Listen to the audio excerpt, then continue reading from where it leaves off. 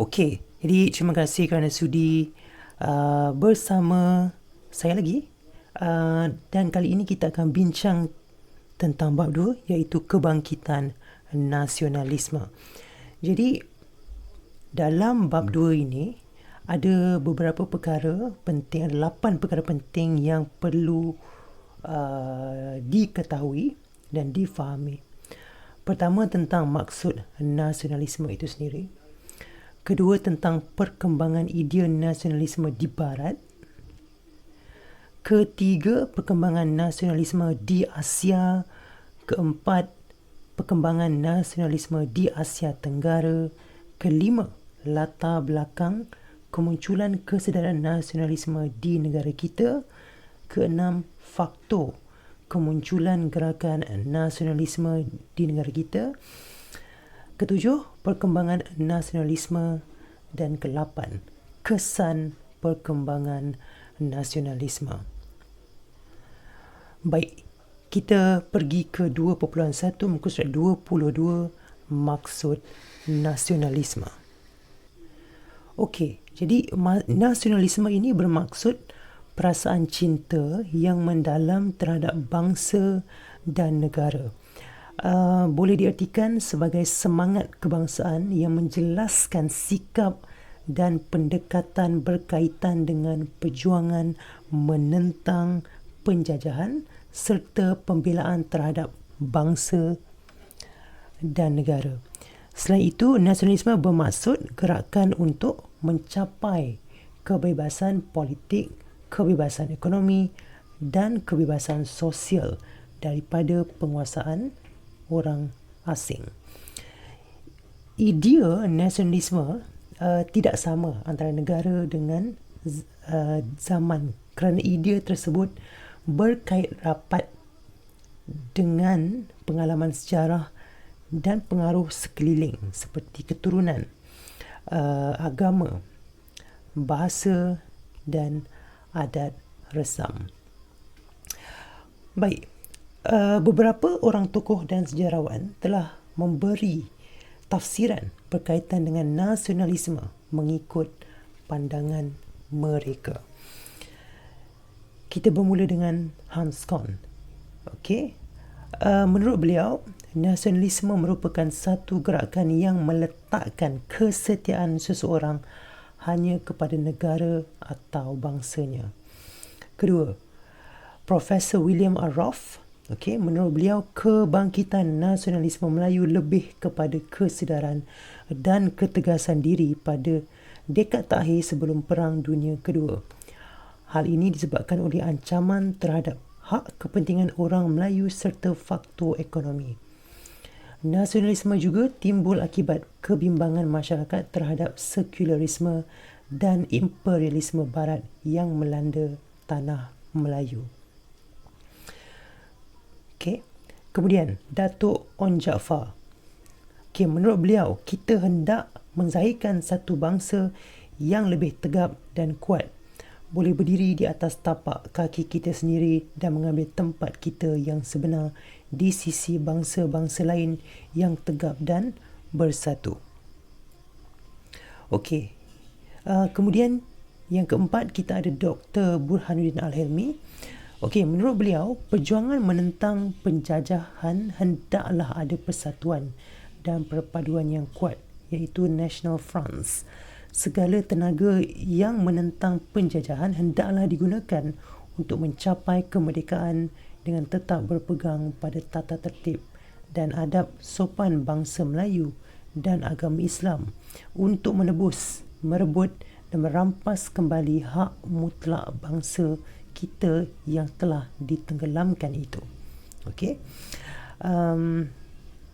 Kemudian kita ada Dr. R. Suntara Lingam. Menurut beliau, nasionalisme merupakan fenomena sejagat yang mengiktiraf hak setiap bangsa di dunia ini untuk menubuhkan negaranya sendiri dan memindahkan kedaulatan kepada rakyat. Nasionalisme juga menuntut kesetiaan ulung individu disalurkan kepada negara bangsa itu. Kemudian yang keenam, kita ada Profesor Datuk Zainal Abidin Abdul Wahid. Menurut beliau, nasionalisme Melayu bukanlah gejala baru hasil penggabungan tanah Melayu oleh British, tetapi nasionalisme Melayu telah wujud sejak zaman Kesultanan Melayu Melaka.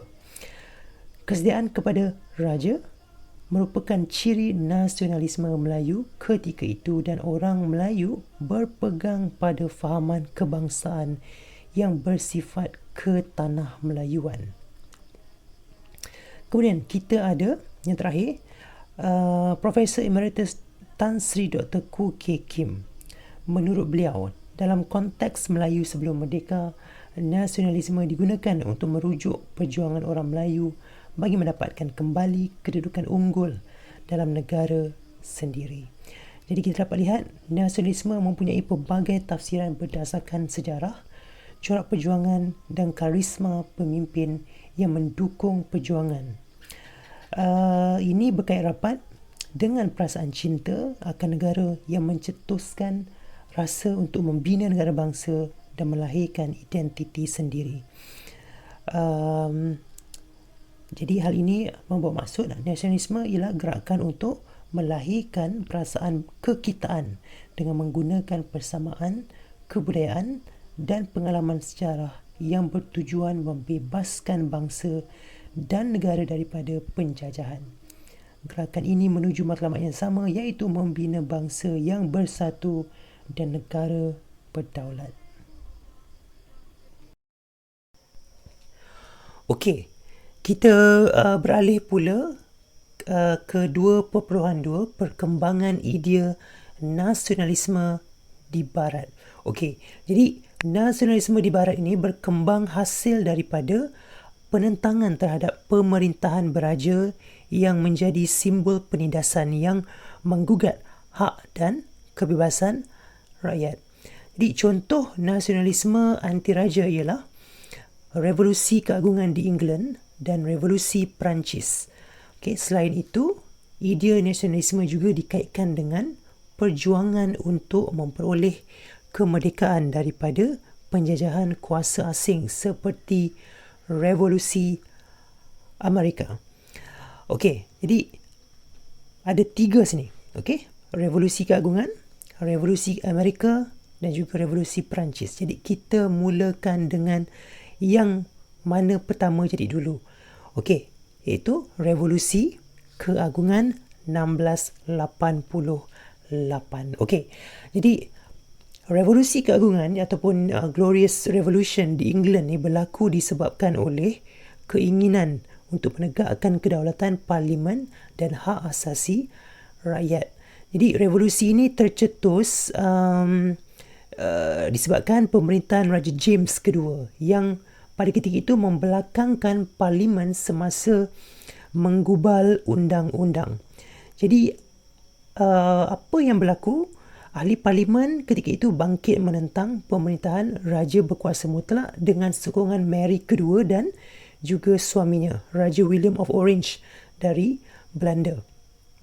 Jadi apabila Raja James II ini sedar sokongan terhadapnya semakin berkurangan, Raja James II ini melarikan diri ke Perancis. Okay, baginda melarikan diri ke Perancis. Peristiwa ini dikenali sebagai revolusi keagungan kerana wujudnya peralihan kuasa yang berlaku secara aman tanpa pertumpahan darah. Okey. Jadi semasa pemerintahan Mary II dan William of Orange, konsep kedaulatan parlimen dan sistem raja berperlembagaan ini pun dimantapkan.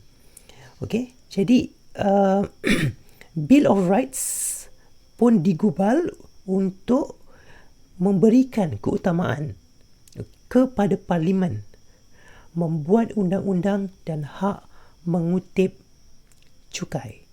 Okey. Okey, sedikit berkenaan dengan Bill of Rights ini. Okey. Jadi selepas penggubalan Bill of Rights, John Locke. John Locke ini adalah ahli falsafah Inggeris. John Locke menghasilkan karya Two Treatises of Government yang mempopularkan prinsip raja berperlembagaan Jadi John Locke menolak konsep pemerintahan raja berkuasa mutlak dan menegaskan bahawa kerajaan patut diasaskan pada suatu persetujuan antara pemerintah dengan rakyat. Okey, jadi undang-undang perlu digubal bagi memenuhi hak asasi manusia. Okey. Boleh dikatakan apa yang saya cakap tadi itu adalah pemikiran John Locke. Okey, itu adalah pemikiran John Locke. Okey, itu Revolusi Keagungan 1688. Kita beralih pula ke Revolusi Amerika 1776. Okey. Jadi Revolusi Amerika ni pula merupakan reaksi orang Amerika menentang penjajahan British.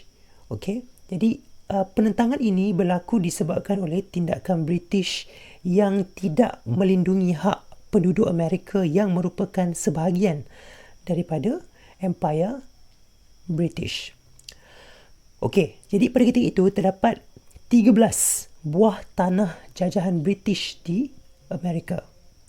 Dan ketika itu penduduk Amerika menentang akta yang diperkenalkan untuk memungut cukai di jajahan tersebut seperti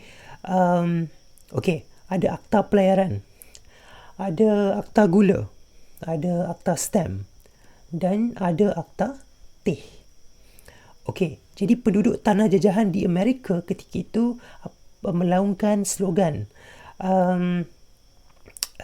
slogan dia? Tiada cukai tanpa perwakilan. Okey, kerana tiada wakil Amerika dalam Parlimen British. Okey. Jadi selepas tu apa yang berlaku? Pemimpin di tanah jajahan menubuhkan Kongres yang diketuai oleh George Washington dan mengisytiharkan perang terhadap British untuk memperjuangkan kemerdekaan Amerika. Kongres meluluskan pengisytiharan kemerdekaan Amerika yang ditulis oleh Thomas Jefferson. Okey, Thomas Jefferson ni adalah ahli falsafah Amerika, ya. Okey, jadi Kongres meluluskan pengisytiharan kemerdekaan Amerika yang ditulis oleh Thomas Jefferson pada bulan Julai 1776. Dan pengisytiharan tersebut menegaskan bahawa sekiranya sebuah kerajaan tidak dapat menjamin hak kehidupan, kebebasan dan kebahagiaan, maka menjadi hak penduduk untuk membentuk kerajaan baharu. Okey, itu yang inilah dalam yang ditegaskan dalam pengisytiharan tersebut. Di Revolusi Amerika ini berakhir pada 1783, tahun 1783 apabila British mengakui kemerdekaan Amerika. Okey, jadi sebanyak 13 buah bekas tanah jajahan tersebut digabungkan dan diberikan nama baru sebagai Amerika Syarikat yang memperkenalkan sistem pemerintahan demokrasi. Okey, jadi itu Revolusi Keagungan dan juga Revolusi Amerika. Kita beralih ke Revolusi Perancis 1789.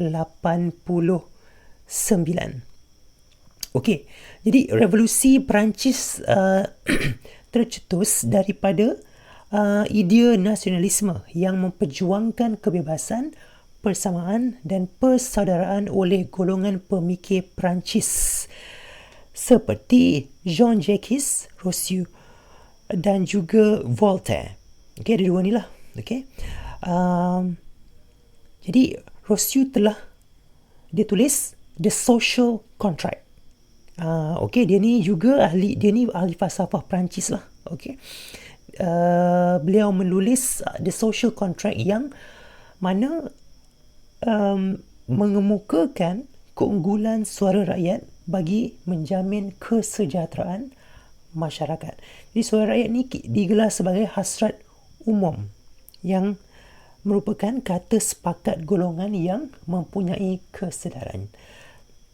Jadi menurut Rousseau, kedaulatan suara rakyat lebih tinggi dan penting daripada institusi raja dan birokrasi. Jadi sasaran golongan revolusi ini adalah terhadap pemerintahan yang disifatkan autokratik. Okey, pemerintahan autokratik Raja Louis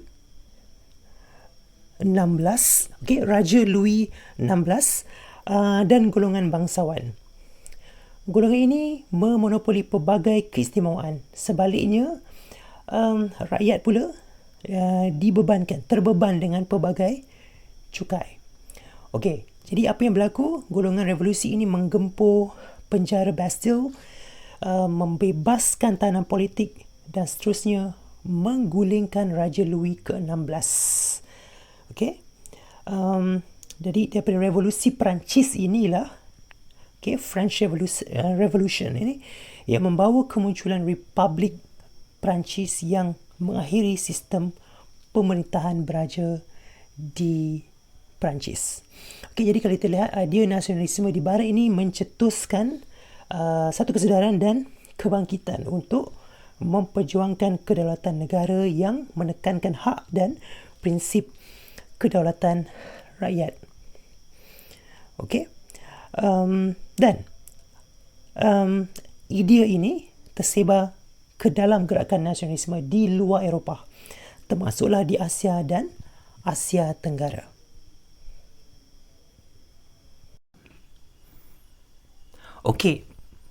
Kita beralih ke 2.3 iaitu perkembangan nasionalisme di Asia. Jadi kita tahu perkembangan by the way, ini adalah di muka surat 26. 2.3 perkembangan nasionalisme di Asia. Jadi kita tahu perkembangan nasionalisme di Asia ini merupakan kesinambungan idea nasionalisme di barat, kesan daripada pertembungan yang berlaku dengan bangsa Eropah. Jadi kedatangan dan juga penjajahan kuasa Eropah di Asia pada ketika itu mencetuskan kebangkitan nasionalisme.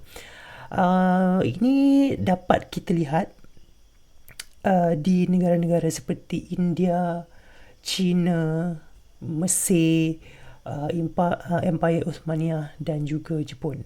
Jadi kita akan bincangkan kesemua negara-negara yang saya sebutkan tadi. Ada berapa semuanya? 5. Jadi kita akan mulakan dengan India. Baiklah, jadi apabila bercakap tentang nasionalisme di India, kita kena faham nasionalisme di India merupakan reaksi penduduk tempatan terhadap dasar imperialisme British. Ini ada satu peristiwa yang perlu anda ingat, iaitu Dahagi India 1857. Jadi kebangkitan rakyat tempatan dalam Dahagi India 1857 ini merupakan titik tolak kepada perkembangan nasionalisme di India. Jadi nasionalisme awalnya bercorak gerakan yang memberi perhatian terhadap isu sosio agama. Ada dua pertubuhan penting yang menggiatkan rasa kecintaan kepada budaya tempatan, iaitu Brahmo Samaj dan Arya Samaj. Ini dua pertubuhan penting lah. Di mana dua pertubuhan ini menggiatkan rasa kecintaan kepada budaya tempatan, kesan daripada pengaruh budaya barat. Jadi kita tahu pada penghujung abad ke-19, perkembangan pendidikan barat membawa kemunculan golongan intelektual yang memulakan gerakan nasionalisme yang lebih tersusun. Mereka menubuhkan pertubuhan politik untuk menyuarakan pandangan seperti Kongres Kebangsaan India, ataupun dalam bahasa Inggeris ni dikenali sebagai Indian National Congress, INC, dan juga Liga Muslim. Okey, jadi INC, Indian National Congress, dibentuk pada 1885 dan Liga Muslim pula ditubuhkan pada tahun 1906. Pada awal abad ke-20, muncul pula gerakan yang bersifat keras yang diketuai oleh nasionalis radikal seperti Bal Gangadhar Tilak dan juga Bipin Chandrapal. Mereka menggerakkan semangat penentangan secara militan terhadap British. Okay. Jadi selepas Perang Dunia Pertama, INC memperlihatkan dasar tidak bekerjasama dengan British. Jadi tindakan ini diterajui oleh Mahatma Gandhi yang menjadikan Satyagraha sebagai pegangan untuk menggerakkan nasionalisme di India. Jadi Satyagraha ini bermaksud berpegang teguh kepada kebenaran. Yang mana konsep Satyagraha ini menjadi asas perjuangan tanpa keganasan. Selepas Perang Dunia Kedua, INC dan Liga Muslim membentuk jawatan kuasa khas bagi merangka rancangan pembahagian India, iaitu negara India dan negara Pakistan. Jadi pada 14 Ogos 1947, Pakistan diumumkan sebagai negara merdeka dengan Muhammad Ali Jinnah sebagai Gubernur Jeneral Pakistan. India pula mengisytiharkan kemerdekaan pada 15 Ogos 1947. Okay. Jawaharlal Nehru dilantik sebagai Perdana Menteri pertama India pada ketika itu. Okey, maaf, saya nak kongsi sedikit berkenaan dengan dahagi tadi. Okey, jadi ada sedikit penjelasan berkenaan dengan dahagi India ni ya. Dahagi India 1857. Apa itu dahagi India 1857? Ini ialah pemberontakan yang dilancarkan oleh sepoi ataupun askar upahan British berbangsa India. Jadi pemberontakan ini merupakan reaksi kepada ancaman pengaruh British terhadap adat, terhadap budaya dan terhadap agama masyarakat setempat. Okey, kita beralih pula kepada nasionalisme di China. Apa yang kita perlu faham tentang nasionalisme di China? Kita kena tahu apakah tujuannya. Jadi, nasionalisme di China bertujuan untuk mengukuhkan peradaban China dalam kalangan orang China daripada ancaman penguasaan politik dan ekonomi oleh kuasa asing. Jadi, nasionalisme China ini bermula dengan penentangan terhadap kelemahan pemerintahan dinasti Manchu, iaitu kerajaan Manchuria, yang dianggap sebagai orang luar dan hilang mandat.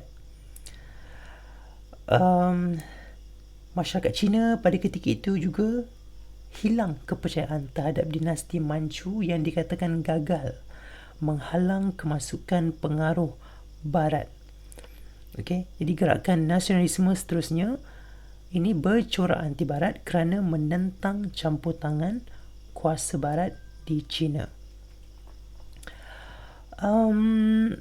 Ada tu tokoh, iaitu Dr. Sun Yat-sen. Okay? Jadi tokoh ini mempelopori gerakan kebangkitan rakyat di China. Beliau mengemukakan 3 prinsip rakyat. Okay? San Minjui. Jadi 3 prinsip rakyat ini adalah satu ideologi perjuangan, iaitu nasionalisme. Okay, 3 prinsip itu adalah nasionalisme, demokrasi dan kebajikan sosial. Jadi prinsip ini menjadi asas kepada gerakan revolusi Cina pada tahun 1911 yang berjaya menumbangkan pemerintahan dinasti Manchu dan kemunculan pemerintahan Republik di China. Okey, seterusnya kita akan bincang tentang nasionalisme Empire Uthmaniyah dan Mesir. Okey, jadi nasionalisme Empire Uthmaniyah dan Mesir ini lahir daripada kesedaran untuk mempertahankan sistem pemerintahan Islam dan agama Islam yang pada ketika itu diancam oleh imperialisme Barat pada abad ke-19. Kesedaran ini mencetuskan dua gerakan, iaitu yang pertama pan-Islamisme dan yang kedua gerakan Islah. Jadi mari kita bincang tentang gerakan Islah terlebih dahulu. Okey. Jadi gerakan Islah ini merujuk kepada gerakan pemulihan Islam. Jadi gerakan ini dipelopori oleh Said Jamaluddin Al-Afghani dan Syekh Muhammad Abduh. Jadi imperialisme Barat di Mesir telah menyebabkan berlakunya pertembungan kebudayaan antara Eropah Amerika dengan kebudayaan tempatan yang mengubah budaya dan tradisi kepercayaan masyarakat tempatan. Dengan itu, gerakan Islah menyeru umat Islam supaya berpegang pada ajaran Islam yang sebenar, berpandukan Al-Quran dan hadis serta memperbaiki kehidupan masyarakat untuk melepaskan diri daripada penjajahan. Itu gerakan Islah. Kalau kita ada juga gerakan pan-Islamisme. Baiklah. Jadi pada tahun 1883, Said Jamaluddin Al-Afghani telah menubuhkan kumpulan yang diberikan nama Al-Urwah Al-Wuthqa, iaitu ikatan yang kuat. Kumpulan ini ditubuhkan untuk memperkuat rasa persaudaraan dan membawa umat Islam kepada kemajuan. Pertubuhan ini ada menerbitkan akhbar iaitu Al-Urwah Al-Wuthqa untuk menyebarkan idea pan-Islamisme, iaitu seruan penyatuan persaudaraan umat Islam di seluruh dunia untuk bangkit menghalang perluasan kuasa Barat. Jadi pada 1914 Empire Uthmaniyah telah mengeluarkan fatwa untuk menyeru umat Islam yang ditindas penjajah Barat untuk bangkit berjuang bersama-sama dengan Empire Uthmaniyah. Pemerintah Empire Uthmaniyah iaitu Khalifah Abdul Hamid II telah menggerakkan idea pan-Islamisme ini. Jadi gerakan ini mendapat sokongan umat Islam di seluruh dunia termasuklah tanah Melayu. Okey, contohnya kebangkitan Tok Janggut menentang British di Kelantan pada tahun 1915. Okey, jadi sekarang kita akan beralih ke nasionalisme di Jepun pula. Okey, nasionalisme di Jepun pula digerakkan oleh pemerintah Jepun disebabkan oleh kesedaran untuk mencapai kemajuan bagi mengelakkan ancaman imperialisme Barat. Maharaja Meiji, Maharaja Mikado Meiji pada 1868 telah melancarkan gerakan pemulihan Jepun dengan menekankan pemodenan mengikut model Barat supaya Jepun dihormati oleh kuasa Barat. Prinsip dan semangat Bushido, jadi semangat Bushido iaitu semangat iaitu sikap yang sanggup menanggung risiko, bersungguh-sungguh mencapai cita-cita dan sedia berkorban demi melaksanakan tanggungjawab terhadap ketua dan negara. Itu semangat Bushido. Prinsip dan semangat Bushido ini diasaskan menjadi asas membina nasionalisme dalam kalangan rakyat dan pemerintah semasa era pemulihan Meiji. Pemulihan meliputi gerakan pembaruan dalam semua aspek kehidupan yang menjadikan Jepun muncul sebagai negara perindustrian dan kuasa tentera yang kuat di Asia pada awal abad ke-20. Namun, desakan ekonomi dan nasionalisme melampau oleh golongan tentera menjadikan Jepun sebagai kuasa imperialisme di Asia. Okey. Jadi, apabila kita teliti semua ini, kita dapat tahu iaitu nasionalisme di Asia ini merupakan gerakan untuk menamatkan penjajahan kuasa asing dan menuntut perubahan politik seiring dengan pembinaan negara bangsa. Contohnya di India, India, Mesir dan China. Nasionalisme ini juga berlaku dalam bentuk gerakan pembaharuan dalam negara untuk mengekalkan kedaulatan, seperti yang berlaku di Empayar Uthmaniyah dan Jepun. Jadi kita sewajarnya ambil iktibar dan untuk sentiasa berwaspada terhadap anasir asing yang boleh menjejaskan kedaulatan bangsa dan negara.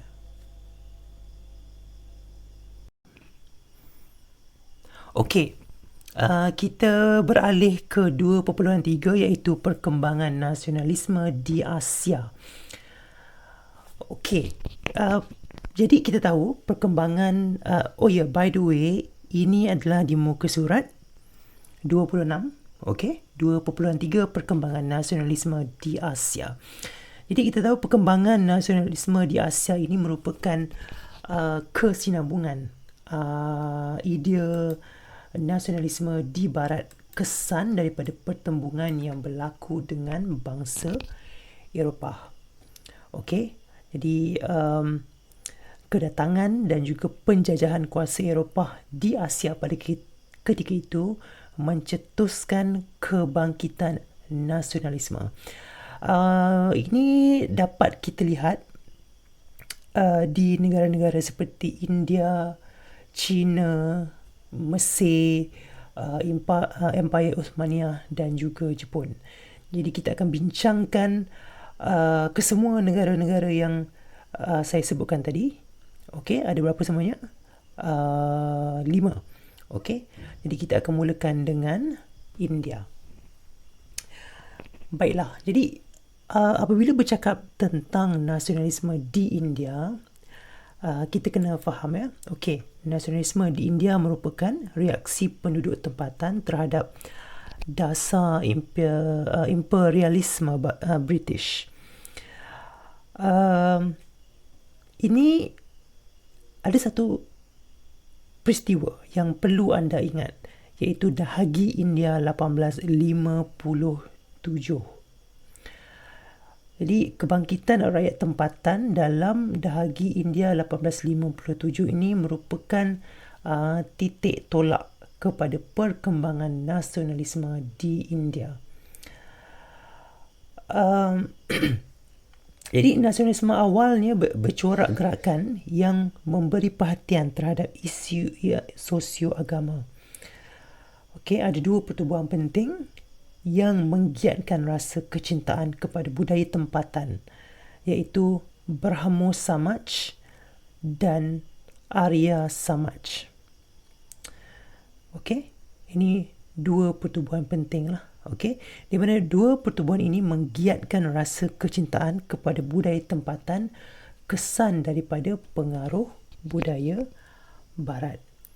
Jadi kita tahu pada penghujung abad ke-19, perkembangan pendidikan Barat membawa kemunculan golongan intelektual yang memulakan gerakan nasionalisme yang lebih tersusun. Mereka menubuhkan pertubuhan politik untuk menyuarakan pandangan seperti Kongres Kebangsaan India ataupun dalam bahasa Inggeris ni dikenali sebagai Indian National Congress, INC, dan juga Liga Muslim. Okey, jadi INC, Indian National Congress, dibentuk pada 1885 dan Liga Muslim pula ditubuhkan pada tahun 1906. Pada awal abad ke-20, muncul pula gerakan yang bersifat keras yang diketuai oleh nasionalis radikal seperti Bal Gangadhar Tilak dan juga Bipin Chandrapal. Mereka menggerakkan semangat penentangan secara militan terhadap British. Okay. Jadi selepas Perang Dunia Pertama, INC memperlihatkan dasar tidak bekerjasama dengan British. Jadi tindakan ini diterajui oleh Mahatma Gandhi yang menjadikan Satyagraha sebagai pegangan untuk menggerakkan nasionalisme di India. Jadi Satyagraha ini bermaksud berpegang teguh kepada kebenaran. Yang mana konsep Satyagraha ini menjadi asas perjuangan tanpa keganasan.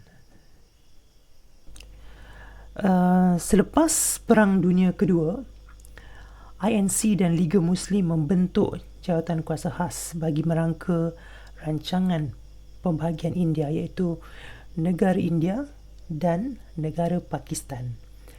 Jadi pada 14 Ogos 1947, Pakistan diumumkan sebagai negara merdeka dengan Muhammad Ali Jinnah sebagai Gubernur Jeneral Pakistan. India pula mengisytiharkan kemerdekaan pada 15 Ogos 1947. Okay.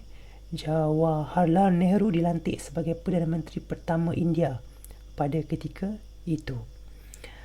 Okey, maaf, saya nak kongsi sedikit berkenaan dengan dahagi tadi. Okey, jadi ada sedikit penjelasan berkenaan dengan dahagi India ni ya. Dahagi India 1857. Apa itu dahagi India 1857? Ini ialah pemberontakan yang dilancarkan oleh Sepoy ataupun askar upahan British berbangsa India. Jadi pemberontakan ini merupakan reaksi kepada ancaman pengaruh British terhadap adat, terhadap budaya dan terhadap agama masyarakat setempat. Okey, kita beralih pula kepada nasionalisme di China. Apa yang kita perlu faham tentang nasionalisme di China? Kita kena tahu apakah tujuannya. Jadi, nasionalisme di China bertujuan untuk mengukuhkan peradaban China dalam kalangan orang China daripada ancaman penguasaan politik dan ekonomi oleh kuasa asing. Jadi, nasionalisme China ini bermula dengan penentangan terhadap kelemahan pemerintahan dinasti Manchu, iaitu kerajaan Manchuria, yang dianggap sebagai orang luar dan hilang mandat. Masyarakat Cina pada ketika itu juga hilang kepercayaan terhadap dinasti Manchu yang dikatakan gagal menghalang kemasukan pengaruh Barat. Okay? Jadi gerakan nasionalisme seterusnya ini bercorak anti Barat kerana menentang campur tangan kuasa Barat di China. Ada tu tokoh, iaitu Dr. Sun Yat-sen. Okay? Jadi tokoh ini mempelopori gerakan kebangkitan rakyat di China. Beliau mengemukakan 3 prinsip rakyat. Okay? San Minjui. Jadi 3 prinsip rakyat ini adalah satu ideologi perjuangan, iaitu nasionalisme. Okay, 3 prinsip itu adalah nasionalisme, demokrasi dan kebajikan sosial. Jadi prinsip ini menjadi asas kepada gerakan revolusi Cina pada tahun 1911 yang berjaya menumbangkan pemerintahan dinasti Manchu dan kemunculan pemerintahan republik di China. Okey, seterusnya kita akan bincang tentang nasionalisme Empire Uthmaniyah dan Mesir. Okey, jadi nasionalisme Empire Uthmaniyah dan Mesir ini lahir daripada kesedaran untuk mempertahankan sistem pemerintahan Islam dan agama Islam yang pada ketika itu diancam oleh imperialisme Barat pada abad ke-19. Kesedaran ini mencetuskan dua gerakan, iaitu yang pertama pan-Islamisme dan yang kedua gerakan Islah. Jadi mari kita bincang tentang gerakan Islah terlebih dahulu. Okey. Jadi gerakan Islah ini merujuk kepada gerakan pemulihan Islam. Jadi gerakan ini dipelopori oleh Said Jamaluddin Al-Afghani dan Syekh Muhammad Abduh. Jadi imperialisme Barat di Mesir telah menyebabkan berlakunya pertembungan kebudayaan antara Eropah Amerika dengan kebudayaan tempatan yang mengubah budaya dan tradisi kepercayaan masyarakat tempatan.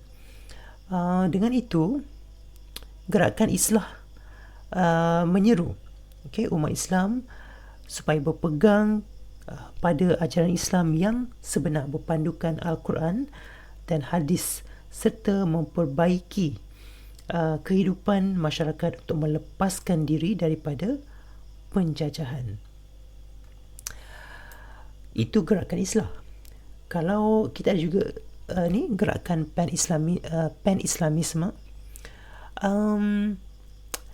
Baiklah. Jadi pada tahun 1883, Said Jamaluddin Al-Afghani telah menubuhkan kumpulan yang diberikan nama Al-Urwah Al-Wuthqa, iaitu ikatan yang kuat. Kumpulan ini ditubuhkan untuk memperkuat rasa persaudaraan dan membawa umat Islam kepada kemajuan. Pertubuhan ini ada menerbitkan akhbar, iaitu Al-Urwah Al-Wuthqa, untuk menyebarkan idea pan-Islamisme, iaitu seruan penyatuan persaudaraan umat Islam di seluruh dunia untuk bangkit menghalang perluasan kuasa Barat. Jadi pada 1914, Empire Uthmaniyah telah mengeluarkan fatwa untuk menyeru umat Islam yang ditindas penjajah Barat untuk bangkit berjuang bersama-sama dengan Empire Uthmaniyah. Pemerintah Empire Uthmaniyah, iaitu Khalifah Abdul Hamid II, telah menggerakkan idea pan-Islamisme ini. Jadi gerakan ini mendapat sokongan umat Islam di seluruh dunia, termasuklah tanah Melayu. Okey, contohnya kebangkitan Tok Janggut menentang British di Kelantan pada tahun 1915. Okey, jadi sekarang kita akan beralih ke nasionalisme di Jepun pula. Okey, nasionalisme di Jepun pula digerakkan oleh pemerintah Jepun disebabkan oleh kesedaran untuk mencapai kemajuan bagi mengelakkan ancaman imperialisme Barat. Maharaja Meiji, Maharaja Mikado Meiji pada 1868 telah melancarkan gerakan pemulihan Jepun dengan menekankan pemodenan mengikut model Barat supaya Jepun dihormati oleh kuasa Barat. Prinsip dan semangat Bushido, jadi semangat Bushido iaitu semangat, iaitu sikap yang sanggup menanggung risiko, bersungguh-sungguh mencapai cita-cita dan sedia berkorban demi melaksanakan tanggungjawab terhadap ketua dan negara. Itu semangat Bushido. Prinsip dan semangat Bushido ini diasaskan menjadi asas membina nasionalisme dalam kalangan rakyat dan pemerintah semasa era pemulihan Meiji. Pemulihan meliputi gerakan pembaruan dalam semua aspek kehidupan yang menjadikan Jepun muncul sebagai negara perindustrian dan kuasa tentera yang kuat di Asia pada awal abad ke-20. Namun, desakan ekonomi dan nasionalisme melampau oleh golongan tentera menjadikan Jepun sebagai kuasa imperialisme di Asia. Okey. Jadi, apabila kita teliti semua ini, kita dapat tahu iaitu nasionalisme di Asia ini merupakan gerakan untuk menamatkan penjajahan kuasa asing dan menuntut perubahan politik seiring dengan pembinaan negara bangsa. Contohnya di India. India, Mesir dan China. Nasionalisme ini juga berlaku dalam bentuk gerakan pembaharuan dalam negara untuk mengekalkan kedaulatan seperti yang berlaku di Empayar Uthmaniyah dan Jepun. Jadi kita sewajarnya ambil iktibar dan untuk sentiasa berwaspada terhadap anasir asing yang boleh menjejaskan kedaulatan bangsa dan negara.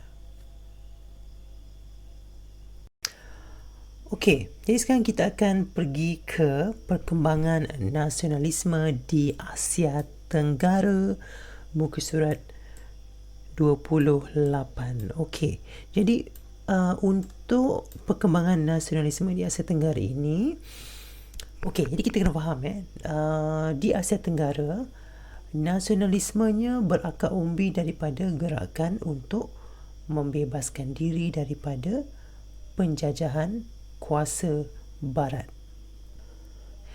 Jadi ini kita dapat lihat berlaku di Filipina, Burma iaitu Myanmar, Vietnam dan Indonesia. Namun di Thailand sedikit berbeza, iaitu gerakan nasionalismenya bersifat menuntut pembaharuan dalam pentadbiran untuk mengekalkan kedaulatan negara daripada ancaman imperialisme. Jadi mari kita bincang tentang nasionalisme di Filipina. Okey, nasionalisme di Filipina muncul untuk menghapuskan penjajahan asing. Antara tokoh nasionalis penting termasuklah Jose Rizal. Jose Rizal, Andre Bonifacio dan juga Emilio Aguinaldo. Nasionalisme peringkat awal ini berbentuk gerakan propaganda yang dipimpin oleh Jose Rizal. Gerakan ini menuntut Filipina dijadikan sebahagian daripada wilayah Spanyol yang mempunyai hak yang sama seperti bangsa Spanyol. Jose Rizal menubuhkan Liga Filipina pada tahun 1892 untuk mendesak kerajaan Spanyol melakukan perubahan politik, ekonomi dan sosial di Filipina.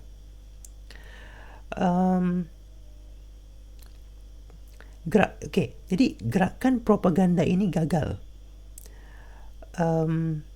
Maksudnya macam ni,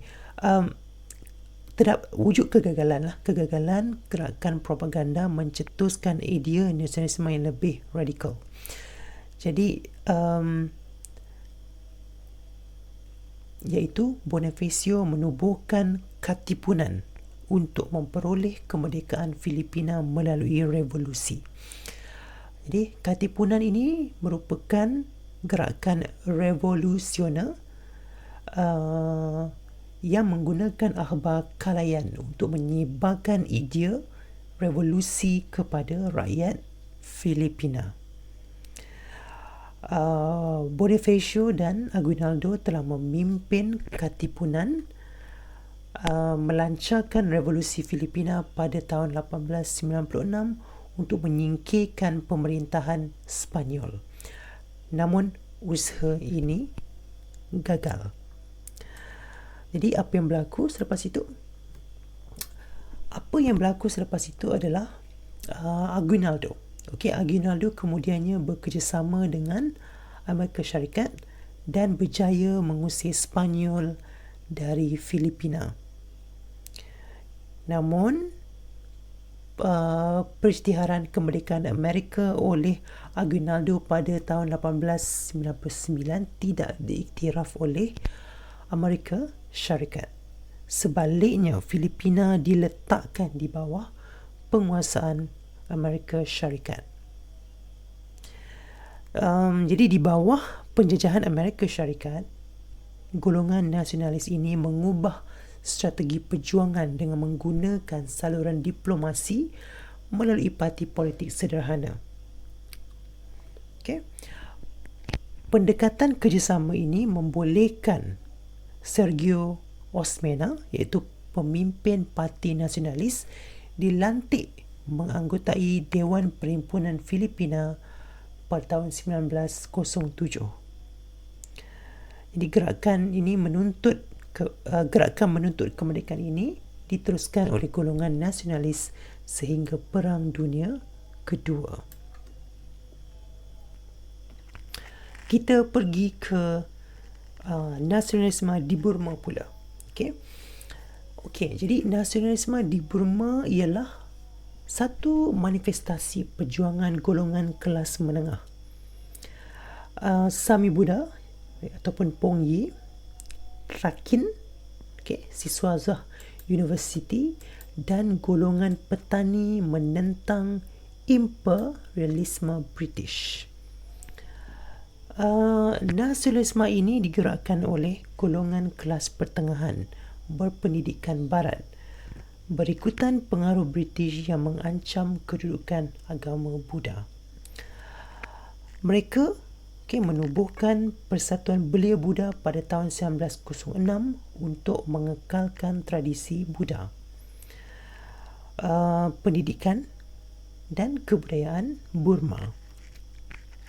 Persatuan ini menggunakan isu kasut untuk membangkitkan nasionalisme. Okey, saya terangkan sikit berkenaan dengan isu kasut ini. Okey, jadi isu kasut ini adalah perbuatan orang British yang memakai kasut semasa memasuki kuil Buddha. Jadi perbuatan ini dianggap telah mencemari kesucian agama Buddha. Selepas diambil alih oleh pemimpin yang lebih radikal seperti U Ba Peh, persatuan ini dinamakan Majlis Persatuan Am Kesatuan Burma. Okey, jadi isu yang berkaitan dengan bangsa Burma mula diperjuangkan. Menjelang tahun 1920,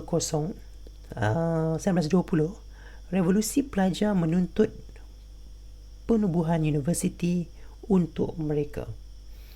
Golongan Sami Buddha seterusnya menubuhkan Majlis Am Sangha Samagi dan mencetuskan pemberontakan Sayasan dari 1930 hingga 1932. Pemberontakan yang diketuai oleh Sayasan iaitu bekas Pong Yi ini, iaitu Pong Yi ini Sami Buddha, mendapat sokongan golongan petani yang terbeban dengan pelbagai jenis pelbagai jenis cukai. Perkembangan nasionalisme berikutnya pula dipengaruhi oleh pengenalan Perlembagaan Burma 1935 yang memisahkan Burma dengan India. Perlembagaan tersebut merangsang perjuangan ke arah berkerajaan sendiri. Golongan Takin menubuhkan Parti Du Bama Asiayon, Kami Orang Burma, untuk memperjuangkan kemerdekaan Burma. Pemimpin parti tersebut seperti Aung San, Yonen dan UNO menggelarkan diri mereka Takin, yang bermaksud tuan, dan menegaskan orang Burma mesti bertuankan orang Burma. Dr. Ba Maw yang memenangi pilihan raya pada tahun 1937 kemudiannya dilantik sebagai Perdana Menteri yang pertama. Kemudian kita pergi ke nasionalisme di Vietnam.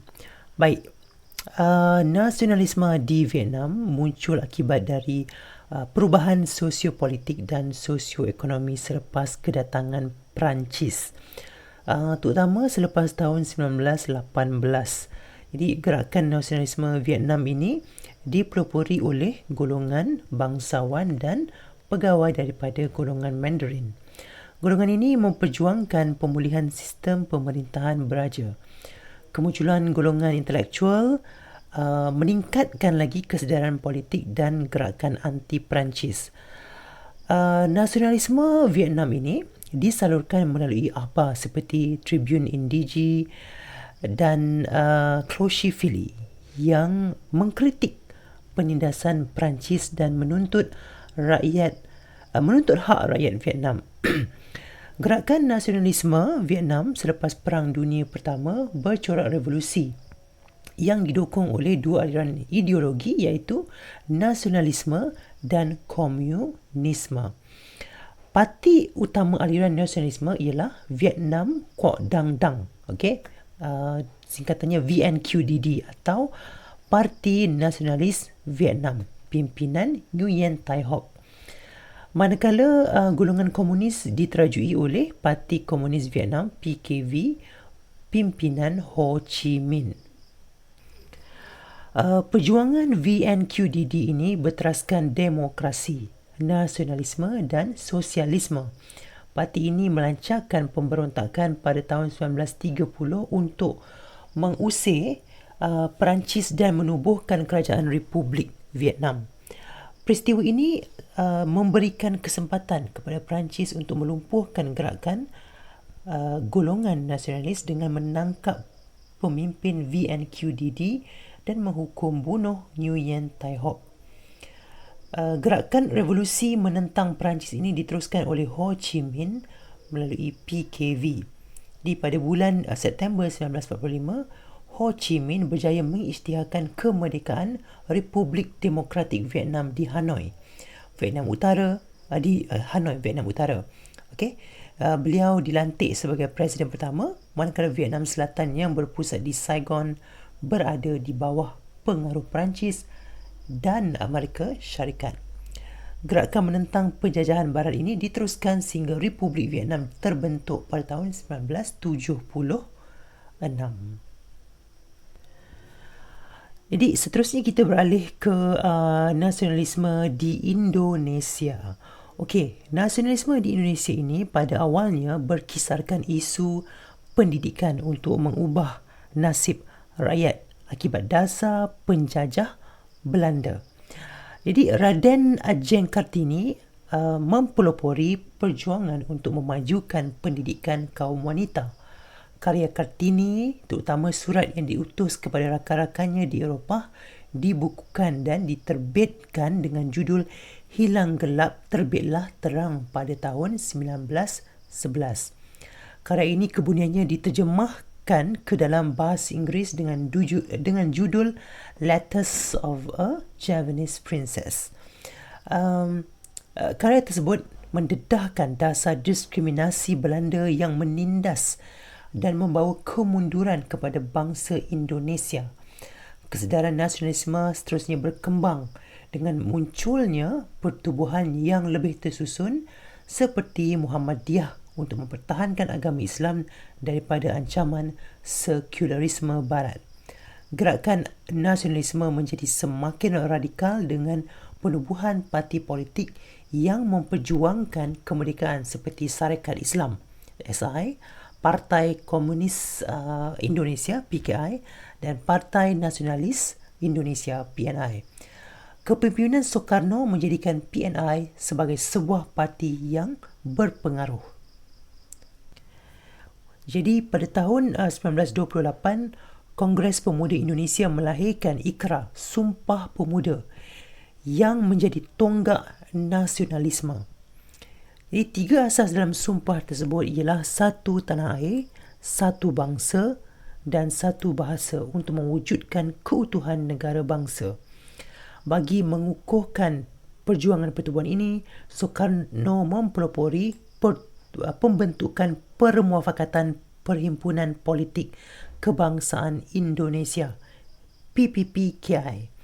Jadi PPPKI ialah gabungan organisasi dan parti politik Indonesia yang memperjuangkan kemerdekaan Indonesia. Baiklah, saya bacakan sedikit Sumpah Pemuda. Okey, ini ya. Sumpah Pemuda. Pertama, kami putera dan puteri Indonesia mengaku bertumpah darah yang satu, tanah Indonesia. Kedua, kami putera dan puteri Indonesia mengaku berbangsa yang satu, bangsa Indonesia. Ketiga, kami putera dan puteri Indonesia menjunjung bahasa persatuan, bahasa Indonesia. Okey, itu Indonesia. Jadi kita beralih ke nasionalisme di Thailand. Okey, jadi nasionalisme di Thailand ini sedikit berbeza daripada gerakan nasionalisme di negara lain di Asia Tenggara yang bersifat anti penjajah dan memperjuangkan kemerdekaan. Gerakan nasionalisme di Thailand bertujuan mempertahankan kedaulatan negara serta menuntut penglibatan rakyat dalam pemerintahan. Jadi nasionalisme di Thailand ini dipelopori oleh Raja Thailand melalui usaha diplomasi dan pemodenan. Raja Mongkut membina hubungan baik dengan kuasa barat seperti British, Amerika Syarikat dan Perancis. Baginda memulakan langkah pemodenan dengan melaksanakan birokrasi barat. Okey, di penasihat barat dibawa masuk untuk melatih pegawai tempatan dan pentadbiran, kewangan, pelabuhan, kastam, ketenteraan dan polis. Guru dari barat juga, terutamanya British, turut dibawa masuk untuk melaksanakan sistem pendidikan barat. Langkah ini adalah untuk membentuk imej Thailand sebagai negara yang bersahabat dengan barat. Jadi pemodenan negara dan dasar terbuka Raja Mongkut ini diteruskan oleh putera baginda iaitu Raja Chulalongkorn untuk menjadikan Thailand negara yang bebas daripada penjajahan kuasa barat, khususnya British. Saya nak kongsikan sedikit maklumat tentang Thailand ini. Ada di bawah sekali, di muka surat yang sama, bawah kiri kanan. Jadi dikata di sini Thailand, nama asal Thailand ialah Siam. Jadi pada tahun 1939, Siam ditukarkan kepada Thailand yang bermaksud tanah bebas. Dan juga diberikan sedikit maklumat tentang birokrasi barat Raja Mongkut. Jadi ada 4 perkara penting, iaitu pertama, Raja Mongkut membawa masuk 80 orang penasihat di barat. Kedua, penasihat kewangan, pelabuhan dan polis dari Britain. Ketiga, penasihat kastam dari Amerika Syarikat. Dan yang keempat, penasihat ketenteraan dari Perancis. Kita sambung lagi berkenaan dengan nasionalisme dalam kali ini dalam kalangan rakyat pula. Jadi nasionalisme dalam kalangan rakyat timbul semasa pemerintahan Raja Vajiralongkorn. Jadi kelemahan pentadbiran Raja Vajiralongkorn menimbulkan kegelisahan rakyat terhadap penguasaan politik oleh kerabat diraja. Sementara itu, Nai Pridi Panomyong dan Field Marshal Pibu Songkram menubuhkan Parti Rakyat dan melancarkan revolusi Thai pada tahun 1932. Jadi revolusi ini menamatkan pemerintahan raja berkuasa mutlak. Pemerintahan raja berperlembagaan ini diperkenalkan dengan meletakkan raja pada kedudukan tertinggi, tetapi tidak mencampuri urusan pentadbiran kerajaan Thailand yang dijalankan oleh Perdana Menteri. Nasionalisme ini seterusnya berkisarkan rasa tidak puas hati rakyat terhadap penguasaan ekonomi oleh kapitalis barat dan orang Cina. Perdana Menteri Pibul Songkram meluluskan undang-undang menyekat penguasaan ekonomi oleh orang Cina dan menggalakkan pribumi terlibat dalam kegiatan ekonomi. Semasa Perang Dunia Kedua, dasar bekerjasama dengan Jepun menyebabkan Thailand tidak dijajah oleh Jepun. Okey, Thailand turut memperoleh hak semula terhadap wilayah di Indochina dan negeri utara Tanah Melayu. Jadi kita telah bincangkan ya. Jadi kita faham nasionalisme di Asia Tenggara ini berkembang daripada kesedaran memperjuangkan hak bangsa dan mendapatkan kemerdekaan.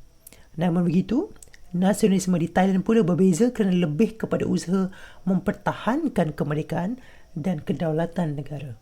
Sumbangan pemimpin dalam usaha mengekalkan kedaulatan negara ini sewajarnya diteladani untuk mengukuhkan peradaban bangsa dan negara. Baik, kita ke unit seterusnya iaitu kesedaran nasionalisme di negara kita, muka surat 32.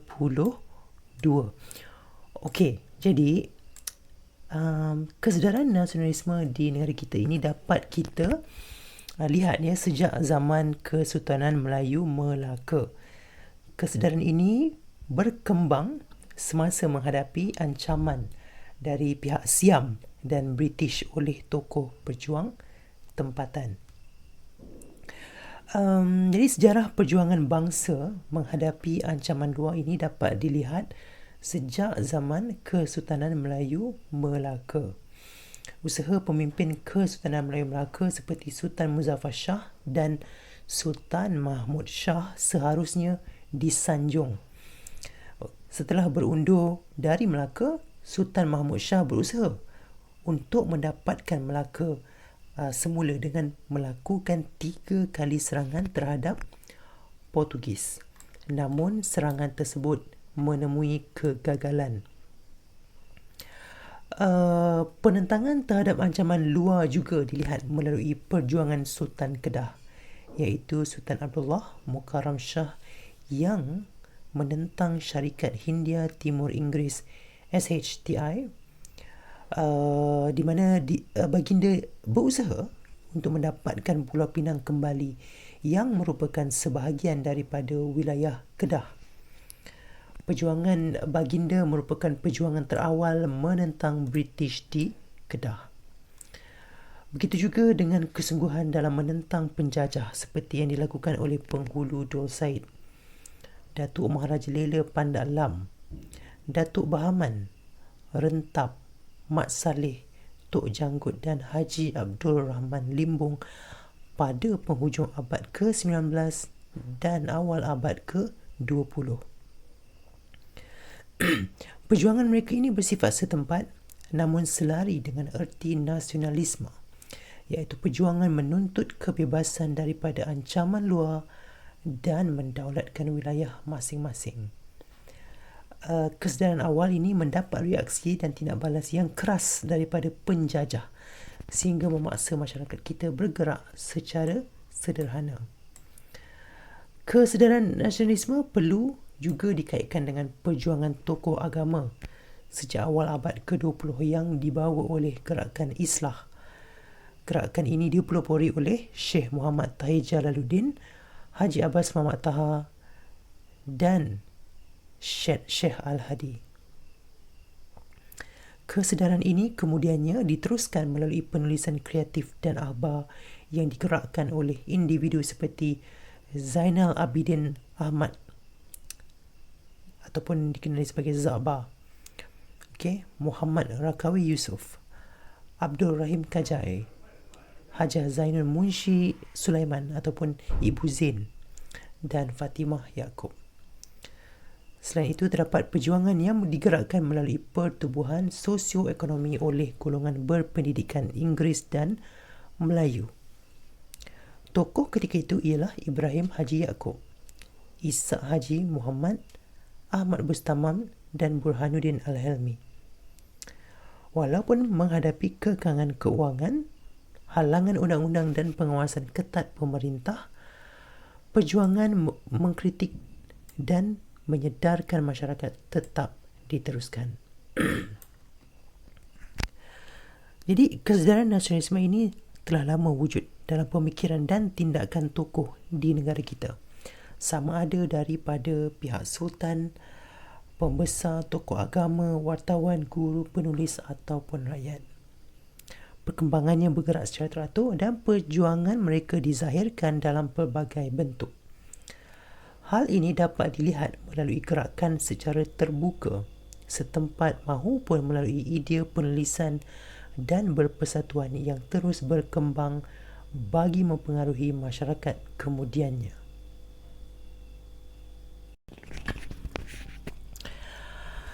Kita pergi ke 2.6, faktor kemunculan gerakan nasionalisme, muka surat 34. Okey, jadi kemunculan nasionalisme pada abad ke-20 ini didorong oleh beberapa faktor seperti peranan agama, penulisan kreatif dan media cetak. Selain itu, perkembangan sistem pendidikan yang berjaya melahirkan golongan intelektual dan pengaruh luar serta serantau juga menyemarakkan nasionalisme menentang penjajah. Jadi kita pergi ke faktor yang pertama, iaitu peranan agama. Okey, jadi para pelajar yang melanjutkan pelajaran di Mesir terdedah dengan falsafah perjuangan gerakan Islam di Mesir. Pimpinan Said Jamaluddin Al-Afghani, Syekh Muhammad Abduh dan juga Rashid Rida. Gerakan Islah menyeru umat Islam kembali kepada ajaran Islam yang sebenar dengan berpandukan Al-Quran dan hadis. Gerakan ini juga muncul untuk menentang imperialisme barat di negara Islam. Faktor kedua iaitu penulisan kreatif. Baik, hasil kesusastraan seperti novel, cerpen dan puisi daripada tokoh nasionalis digunakan sebagai wadah untuk memberitahu keperitan hidup bangsa yang dijajah serta penderitaan rakyat. Hal ini memberi impak kepada rakyat untuk menaikkan semangat bagi memahami realiti hidup yang dijajah. Contohnya novel Melo Kuala Lumpur oleh Harun Aminur Rashid dan cerpen cerita Awang Putat oleh Abdul Rahim Kajai. Karya Pak Sako juga menyindir penjajah dan mengingatkan anak bangsa akan kepentingan menikmati kebebasan. Faktor ketiga iaitu media cetak. Media cetak seperti akhbar dan majalah berperanan sebagai penyalur maklumat dan penyebar berita. Antara akhbar awal termasuklah Jawi Peranakan yang menegur campur tangan British dalam soal agama Islam di Singapura dan isu bahasa Melayu. Terdapat juga akhbar seloka Melayu yang digunakan untuk bahan pembacaan di sekolah Melayu. Kemunculan Al-Imam, neraca dan pengasuh pula memuatkan idea baharu. Akhbar Fajar Sarawak juga diterbitkan sebagai wadah bagi mengkritik dasar pemerintahan Brooke yang mengabaikan hak dan kepentingan Bumi Putera Sarawak. Di Fajar Sarawak ini diterajui oleh Angkatan Intelektual Melayu, ya. Faktor yang keempat, sistem pendidikan. Baik, jadi pendidikan moden Islam melalui penubuhan madrasah telah meniupkan semangat baru dalam kalangan pelajar pada awal abad ke-20. Antaranya termasuk Madrasah Al-Atas di Johor Bahru pada tahun 1914, Madrasah Al-Masyur di Pulau Pinang dan Madrasah Al-Idrisiyah di Kuala Kangsar pada tahun 1926. Institusi ini menerima idea nasionalisme melalui kunjungan para ulama kaum muda dari Sumatera Barat dan pulangnya pelajar dari Mesir yang menyebarkan idea kemajuan dan pemodenan kepada masyarakat. Raffles Institute di Singapura, Maktab Melayu Kuala Kangsar atau juga dikenali Malay College Kuala Kangsar MCKK dan Maktab Keguruan Sultan Idris atau Sultan Idris Training College melahirkan golongan yang memimpin rakyat menuntut hak untuk mendapatkan pendidikan. Jadi melalui sistem pendidikan, pelajar didedahkan dengan idea tokoh falsafah Islam dan Barat yang memperlihatkan kelemahan bangsa yang dijajah serta mendesak British melakukan pembaharuan. Contohnya, SITC, Sultan Idris Training College, menjadi medan ilmu untuk berbincang dan menghasilkan karya nasionalisme bagi menyedarkan masyarakat. Faktor kelima, kemunculan golongan intelektual. Jadi hasil daripada perkembangan sistem pendidikan, lahirlah golongan intelektual seperti lepasan Timur Tengah. Contohnya Syekh Al-Hadi yang menjadi penggerak idea pembaruan dalam masyarakat. Begitu juga intelektual lepasan pendidikan Inggeris dan Melayu seperti Abdul Qadir Adabi, Datuk Undang Rembak Abdullah Haji Dahan, Muhammad Yunus Abdullah, Ustaz Abu Bakar Muhammad Said ataupun dikenali sebagai Abu Bakar Al-Baqi dan Ibrahim Haji Yaakob.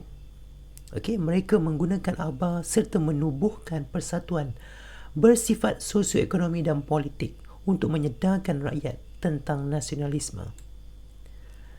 Dan yang terakhir, pengaruh luar dan serantau.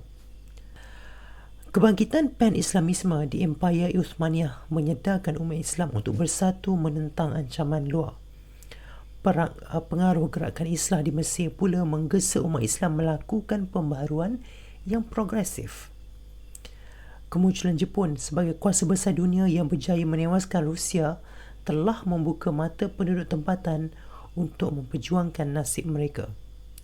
Sementara itu, gerakan revolusi Cina pimpinan Dr. Sun Yat-sen juga menimbulkan kesedaran nasionalisme. Gerakan ini berjaya menewaskan kerajaan Manchuria dan menubuhkan sebuah negara Republik Cina. Kejayaan ini membangkitkan kesedaran rakyat di negara kita untuk menentang penjajah. Begitu juga idea perjuangan Mahatma Gandhi di India yang menentang British tanpa kekerasan telah menjadi inspirasi pergerakan nasionalisme. Perjuangan Jose Rizal di Filipina dan Soekarno di Indonesia juga menyemarakkan usaha menentang penjajah di negara kita. Jadi perkembangan yang berlaku akibat pengaruh dalaman dan luaran ini telah menyemarakkan pergerakan nasionalisme di negara kita. Maka lahirlah golongan intelektual yang berjuang melalui organisasi, melalui penulisan kreatif, melalui penumbuhan persatuan, semuanya bagi mendaulatkan negara. Jadi kita akan cakap tentang 2.70 iaitu perkembangan nasionalisme. Baiklah. Berkenaan dengan perkembangan nasionalisme, perkembangan nasionalisme di negara kita ini boleh kita lihat melalui 3 aspek. Yang pertama, dipelopori oleh golongan intelektual. Kedua, melalui penulisan atau golongan guru, golongan penulis dan golongan wartawan yang menghasilkan karya seperti akhbar, majalah, novel, cerpen serta puisi. Yang ketiga, melalui kewujudan pertubuhan atau persatuan bersifat sosioekonomi dan politik yang diterajui oleh pelbagai pihak. Jadi mari kita lihat perjuangan golongan intelektual terlebih dahulu. Jadi kalau bercakap tentang peranan golongan intelektual, ada tiga komponen. Ada pecahannya, ada 3, iaitu pertama, intelektual berpendidikan agama, berpendidikan Inggeris dan Melayu. Jadi mari kita bincang intelektual berpendidikan agama. Baik, tokoh berpendidikan agama berjaya membangkitkan kesedaran melalui beberapa cara seperti yang pertama, peranan tokoh yang digelar sebagai kaum muda yang menyalurkan idea melalui gerakan islah dan menjadikan agama Islam sebagai asas kemajuan untuk dunia dan akhirat.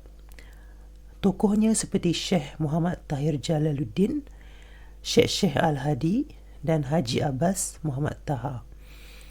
Kesedaran mereka ini didorong oleh kecenderungan terhadap gerakan Islam semasa mereka menuntut di Timur Tengah. Okey, cara yang kedua iaitu penubuhan madrasah oleh kaum muda yang menyebarkan fahaman islah.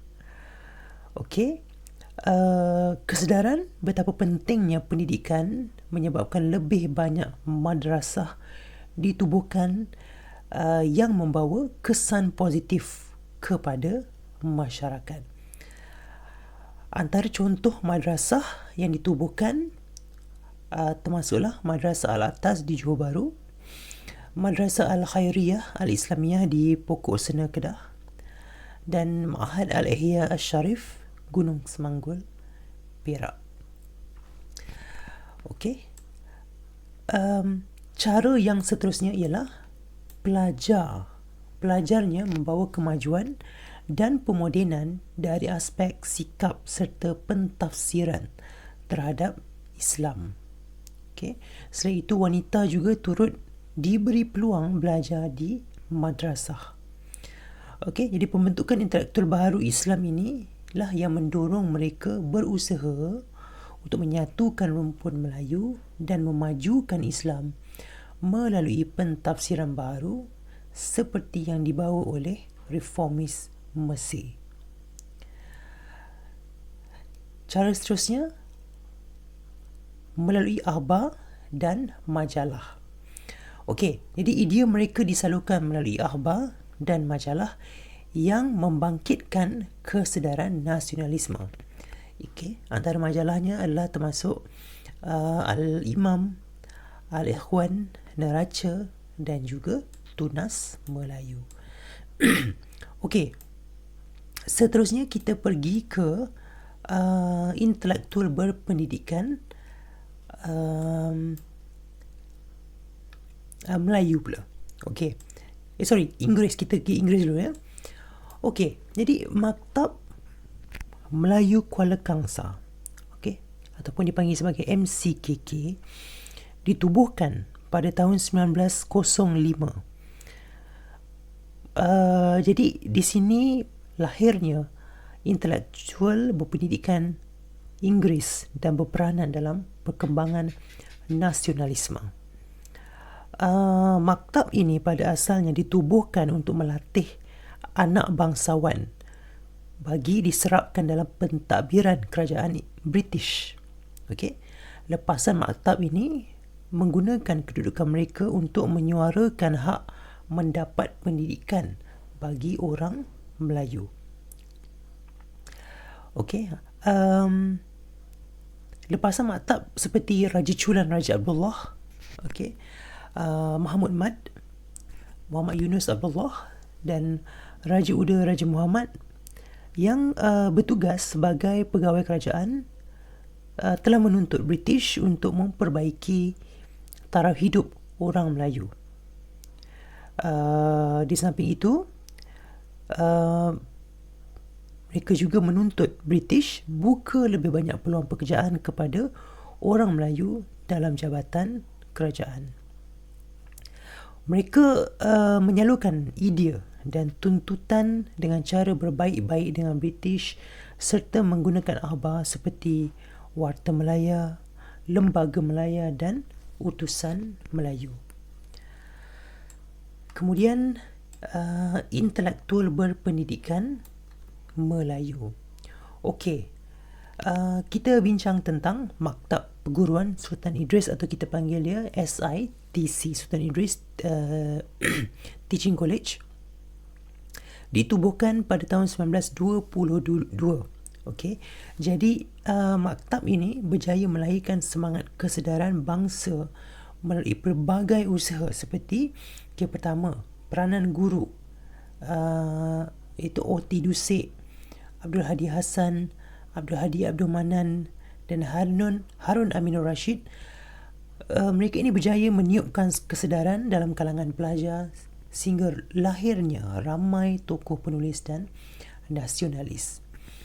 Kemudian wujud juga pejabat karang mengarang dengan ketua penterjemahannya Zaba yang berjaya menghasilkan buku berkualiti dan menjadi pemangkin mengasah bakat pelajar dalam usaha untuk membangkitkan semangat kebangsaan. Jadi antara tokoh nasionalis yang muncul daripada kepesatan karya pejabat ini termasuklah Buyung Adil dan Abdul Hadi Hassan. Dan kemudian usaha seterusnya adalah kemasukan bahan bacaan dari Timur Tengah dan Indonesia yang menjadikan SITC sebuah tempat mencari ilmu, yang mendedahkan pembaharuan dari negara luar. Itu bahan bacaan. Kemudian kurikulum SITC itu sendiri menitik beratkan mata pelajaran sejarah dan pendedahan keagungan Empayar Melayu di Ailam Melayu yang telah berjaya membangkitkan kesedaran kepada penduduknya.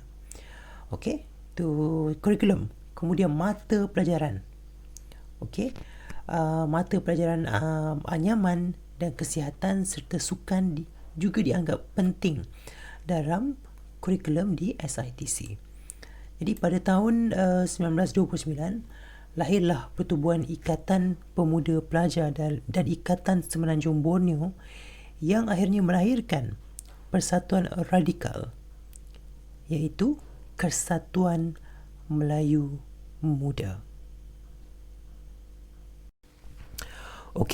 Jadi selepas kita bincang tentang perkembangan nasionalisme oleh golongan intelektual, jadi sekarang mari kita tinjau perkembangan nasionalisme melalui penulisan oleh beberapa golongan.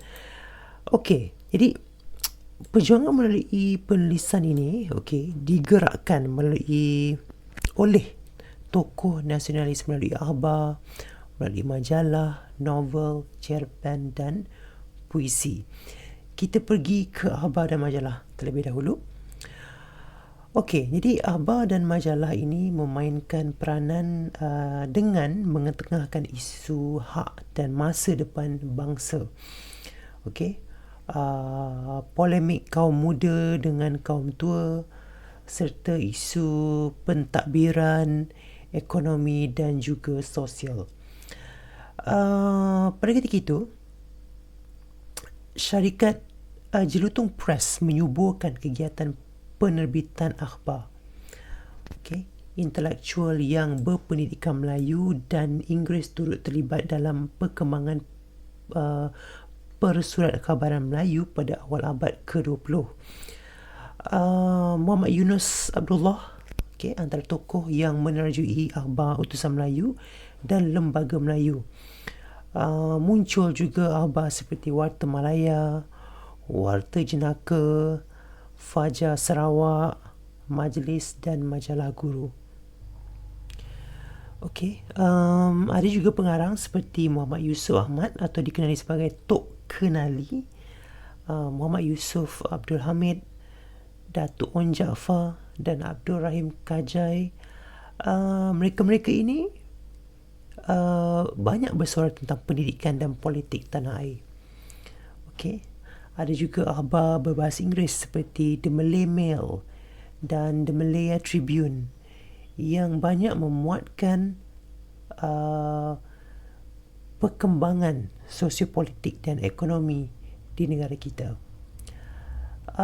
Di Sarawak pula ada akhbar Fajar Sarawak yang ditulis oleh Muhammad Rakawi Yusof, Muhammad Awi Anang, Muhammad Daud Abdul Ghani serta Haji Abdul Rahman Kasim yang menjadi saluran untuk menyedarkan kaum yang dijajah.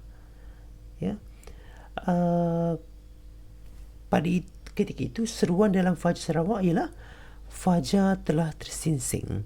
bangunlah wahai bangsaku. Jadi seruan itu menggesa masyarakat untuk bangkit menuju kemajuan. Di Sabah terdapat kebanyakan isu pendidikan, tanah bumi putera dan kewangan petani disuarakan oleh ketua-ketua anak negeri dalam mesyuarat mereka dan melalui aktiviti persatuan sosio budaya. Okey, sekarang kita bincang pula tentang akhbar masyarakat Cina dan India. Baiklah.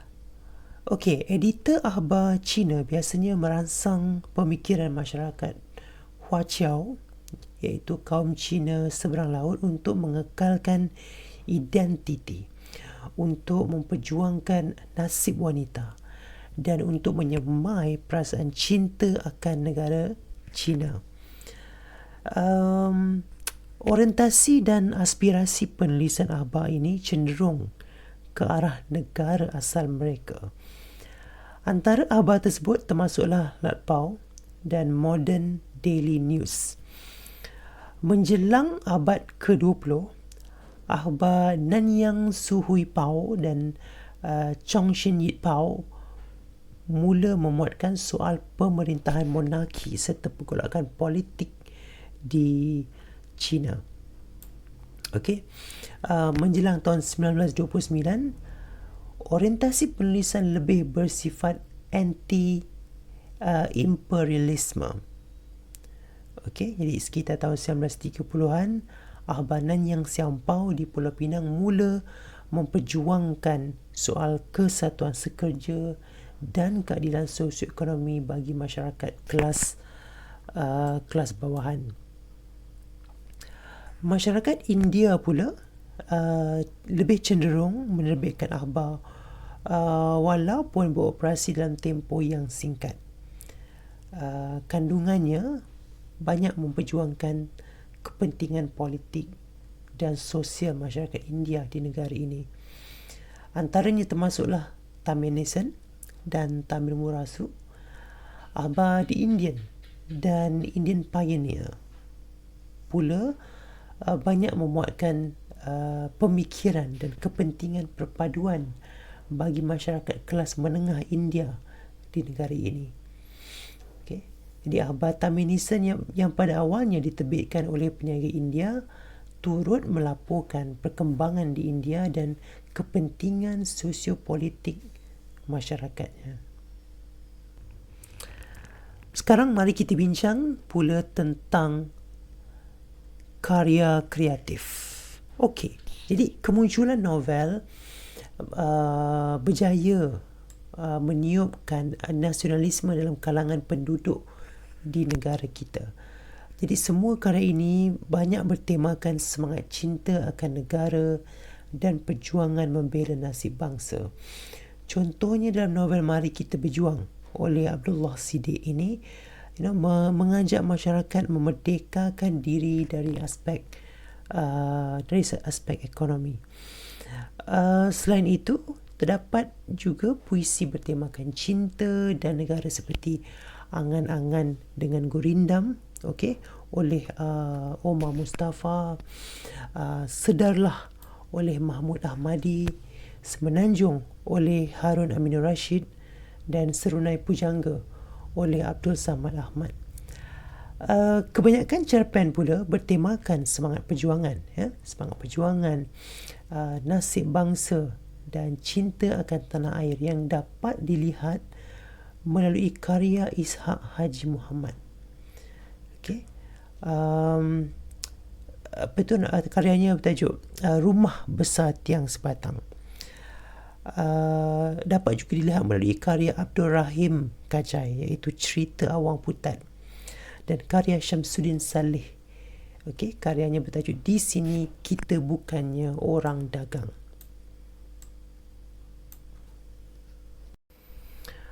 Jadi sekarang mari kita bincang tentang perjuangan melalui persatuan.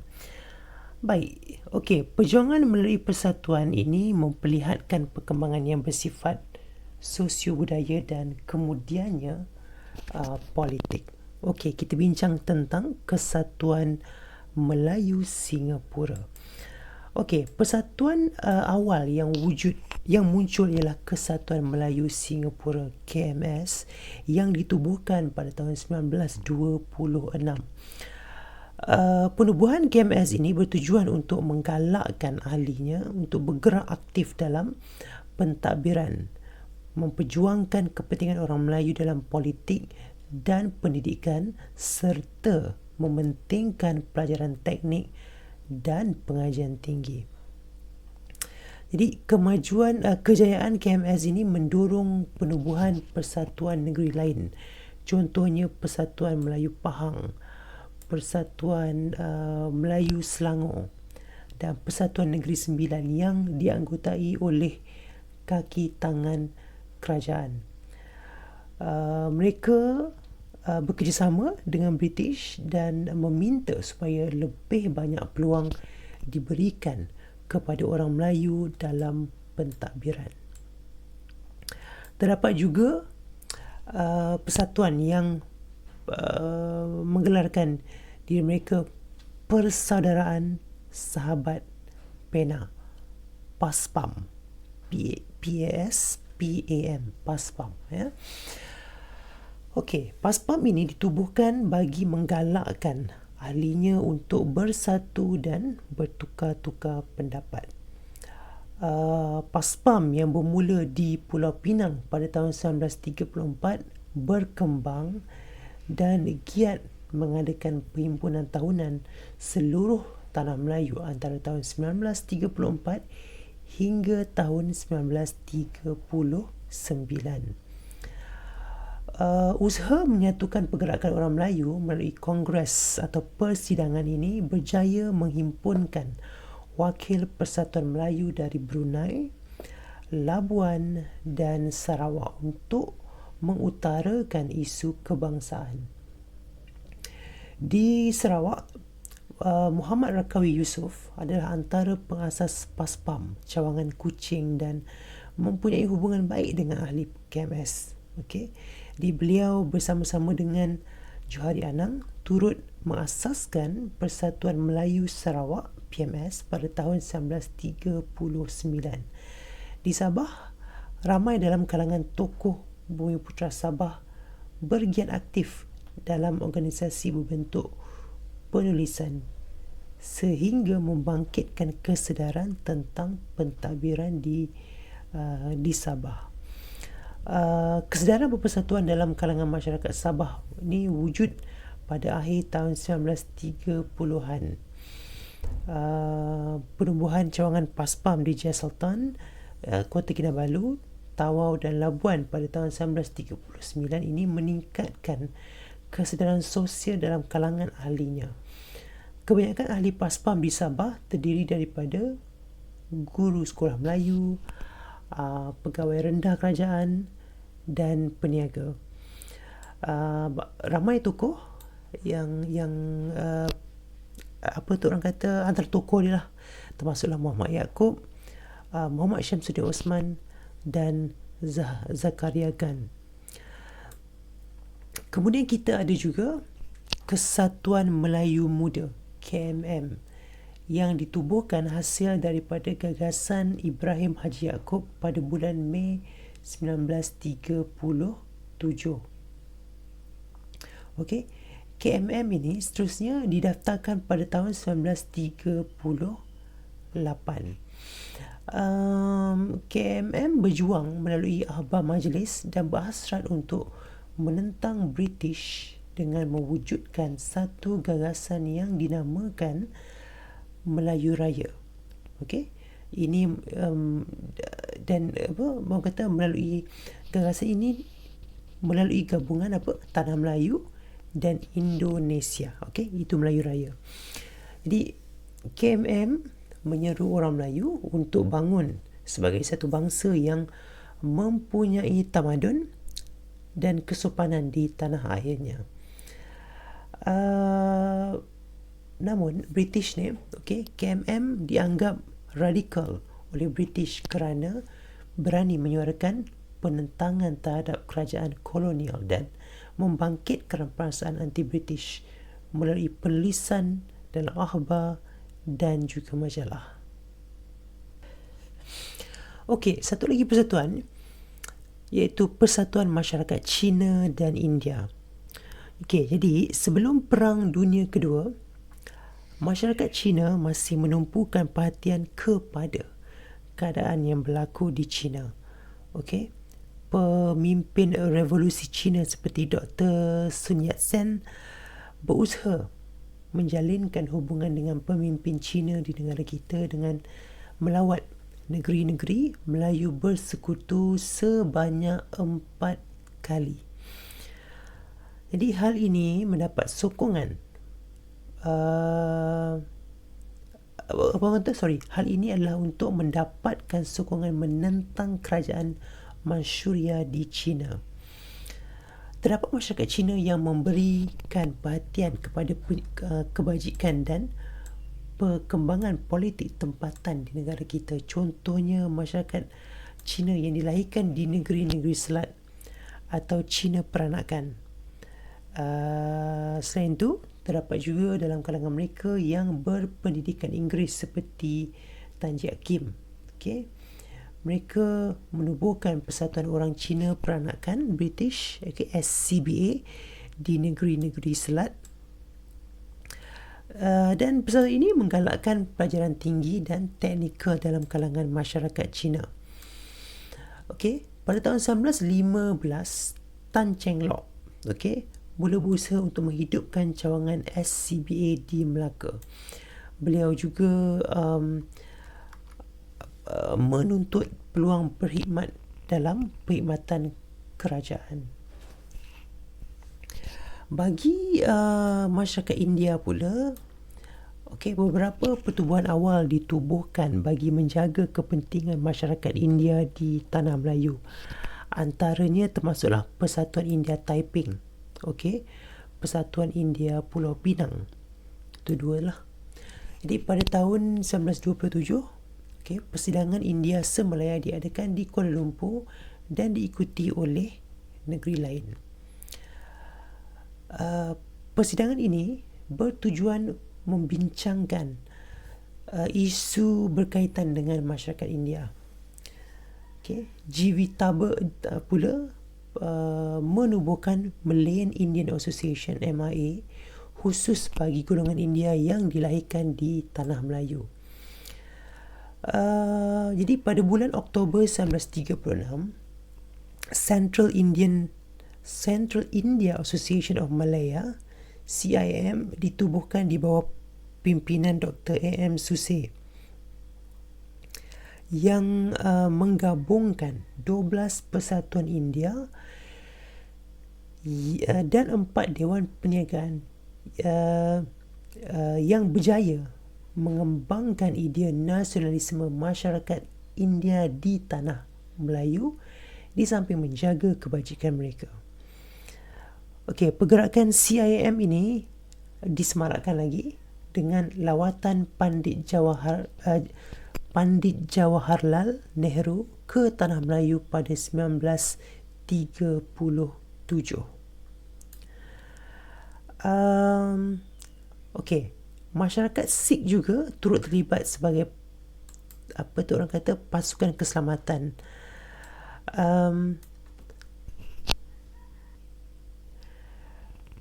Dan mereka menjadikan barak polis atau kuartus kerajaan serta gurdwara sebagai tempat aktiviti sosial dan keagamaan. Gurdwara ini menjadi antara tempat penting bagi masyarakat Sikh mengembangkan kesedaran politik anti-British. Jadi pada tahun 1902, Khalsa Dewan Malaya ditubuhkan di Taiping, Perak dan menjadi persatuan berpengaruh untuk menjaga kepentingan masyarakat Sikh. Bagi masyarakat India Muslim pula, ramai yang melibatkan diri dalam kegiatan perniagaan dan pentadbiran. Contohnya Sir Hussein Hassanal Abdul Kadir yang merupakan ahli dalam Majlis Perundangan Negeri-Negeri Selat atau Strait Settlement Legislative Council, SSLC.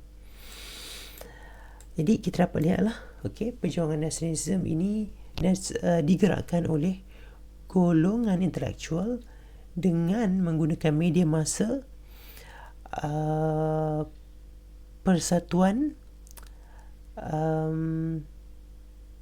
untuk mencetuskan semangat kebangsaan sebelum Perang Dunia Kedua. Jadi ya.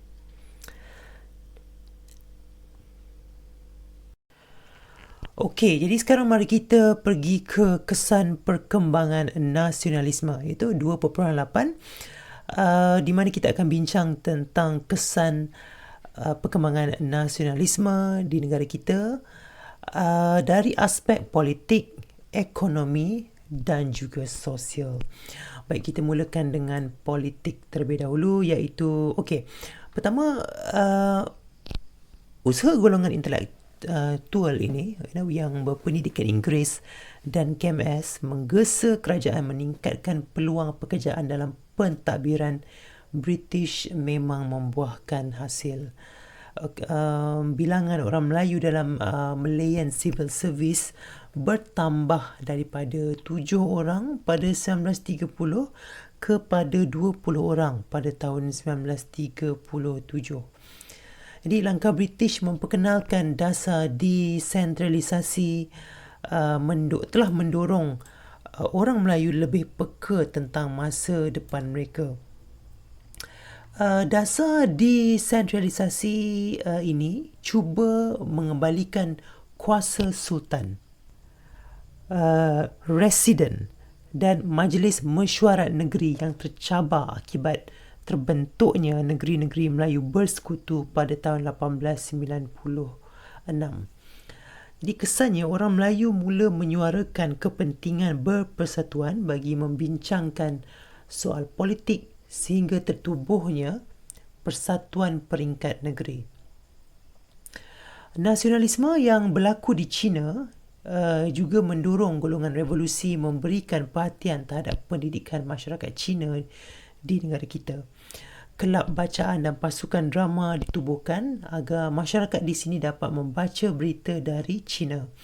Selain itu, sekitar tahun 1921, banyak sekolah Cina didirikan di Tanah Melayu dengan menggunakan bahasa Mandarin sebagai bahasa pengantar. Ini bertujuan untuk menggantikan dialek lain seperti perkembangan yang berlaku di China. Jadi sekitar tahun 1930-an dan 1990-an muncul masyarakat India yang dilahirkan di Tanah Melayu. Sebahagian daripada mereka lebih gemar dikenali sebagai the straight-born people. Mereka berusaha untuk membentuk identiti tersendiri dan semakin mementingkan perpaduan serta mula melihat perkembangan politik di Tanah Melayu. Dan akhirnya nasionalisme yang muncul menyebabkan British berhati-hati dan bertindak mengadakan beberapa sekatan. Apabila gerakan nasionalisme dikesan oleh British, tokoh seperti Ibrahim Haji Yaakob, Isa Haji Muhammad dan Ahmad Bustamam ditangkap dan dipenjarakan di Singapura pada tahun 1941. Mereka kemudiannya dibebaskan oleh Jepun pada tahun 1942. Baik, kita pergi ke aspek ekonomi pula. Kesannya dari segi ekonomi.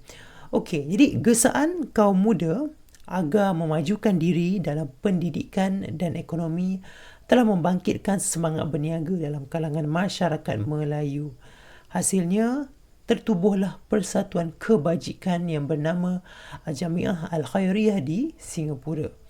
Persatuan ini telah berjaya membangkitkan semangat berniaga dan menulis rencana berinformasi tentang kepentingan kemajuan. Pada awal abad ke-20, British telah menekankan pendidikan pada peringkat rendah kepada penduduk tempatan. Hal ini menyukarkan usaha untuk meningkatkan taraf hidup. Oleh itu, Zaba sebagai tokoh nasionalis kerap membangkitkan isu ini semasa mengajar di SITC.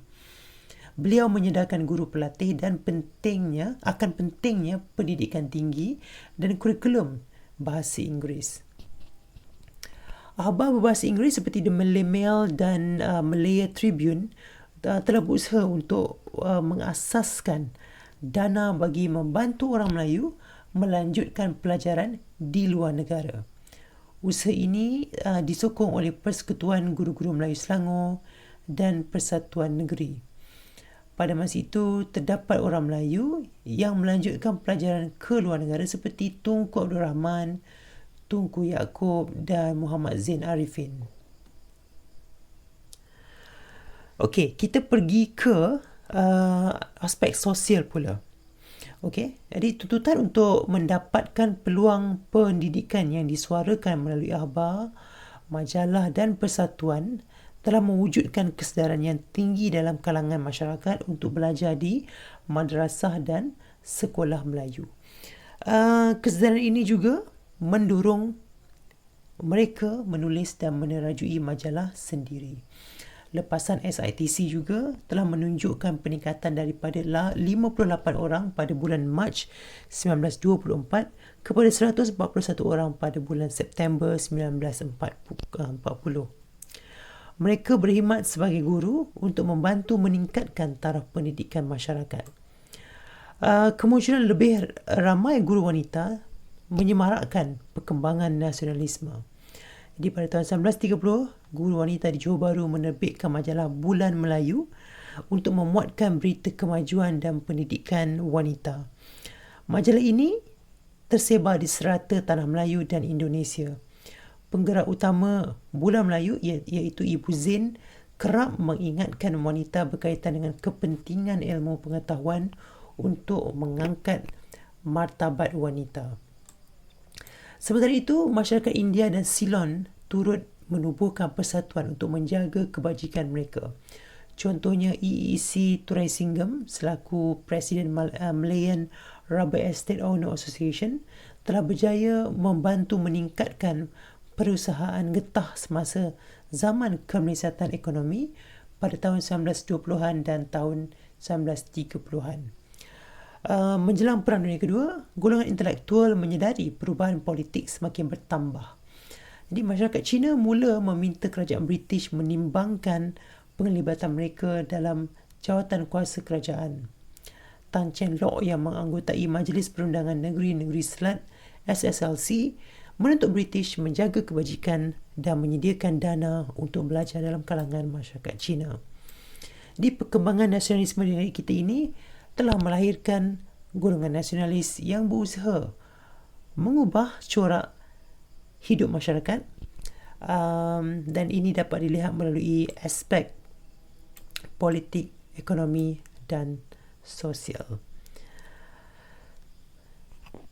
Nasionalisme iaitu perasaan cinta akan negara membawa maksud perasaan ingin membebaskan diri daripada penjajah. Perkembangan yang berlaku di Barat dan Asia mempengaruhi pergerakan nasionalisme di negara kita. Nasionalis pendidikan agama, Inggeris dan Melayu menggunakan pelbagai medium untuk menyemarakkan nasionalisme. Tindakan mereka meninggalkan kesan kepada negara kita sehinggalah episod sejarah baru negara muncul selepas Perang Dunia Kedua.